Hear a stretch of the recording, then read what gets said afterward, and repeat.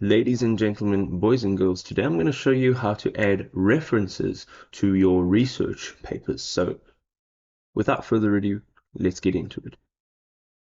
So straight from this Word document, you can go ahead and click where you would like to add your reference. All right, so I'm just going to double space it, and this is where I would like my reference. We can now go over to our web browser, and you can dial in scholar.google.com. Alternatively, you can just search Google Scholar, and it should be the first search result. What you can go ahead and do now is just search for something that you would like to create citations and references for, as you can see over here.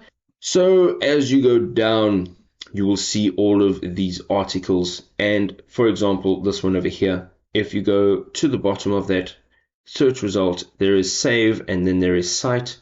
And if you click on cite, it gives you all the citations, and it also gives it to you in different styles. So from here you can go ahead and choose the style that you would like. So all you have to do is click down and drag your mouse across, and you'll be able to highlight this. You can use Control-C on your keyboard to copy it, and we can now right click and say paste, or we can go ahead and say Control-V, and it'll paste this citation or this reference right over here in your document.